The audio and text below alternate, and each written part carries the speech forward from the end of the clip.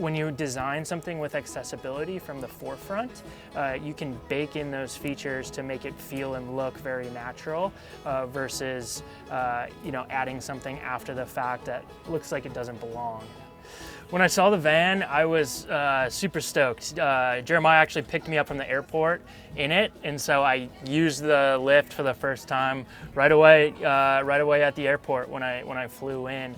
It was a bit higher than I anticipated, so I was a little bit intimidated right away at the beginning.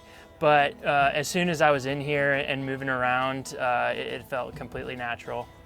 Yeah, so one of the biggest things that I noticed initially was just the maneuverability of the space, that I had a wide turn radius and can completely use all of the features just at my fingertips. First night, took it out completely on my own, and so just having the independence to be able to do it all solo and by myself was super rewarding. I haven't been camping since my injury, which was almost 6 years ago. And so just to be able to be out in nature, have all of the comforts that this van has to offer.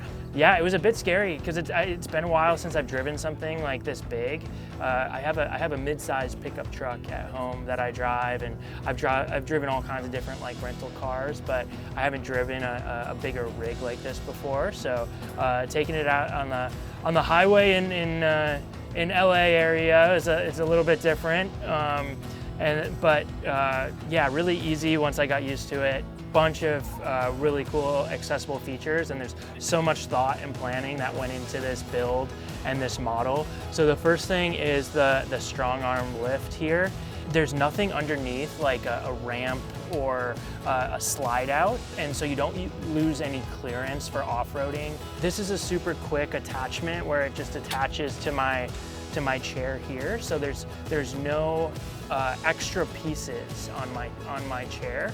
So these straps just go around the chair and safely lifts me in and out pretty quickly. Number two is the swivel seats. So then when I can go over, make the transfer to just pop over here to start the drive. The countertops are a little bit lower than what most van countertops are.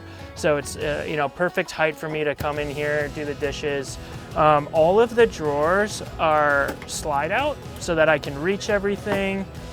And even these higher drawers here pull all the way out so that I can reach in here rather than just being a cabinet where I'd have trouble reaching back into. This is one of my favorite things here, is just another workspace that I can pull out and roll underneath. So through my laptop up here, it's great for cooking. The cabinet up here lowers down on an actuator and reach everything here from a seated height position, and then the bed folds down as well. So the one thing that is a little bit challenging is the height of the bed. It is a pretty high transfer, and so it can be a little bit difficult to transfer up into it. So we might be working on maybe a step-up transfer solution. But the reason we had to do it that way is to be able to utilize the flare space for sleeping, because I'm 6'2", and so we needed to have the bed at that height in order to extend the mattress all the way through to those flare spaces. Really just the freedom to be able to do everything in here independently, like I was at home at my house. I can cook, I can do the dishes, I can get up into the bed. Everything that I have at home, I have access to here. So I'm not making any sacrifices to my adventure when traveling in this van. And so being able to travel and adventure in a van like this, I always have the confidence that I have what I need to make the most of it.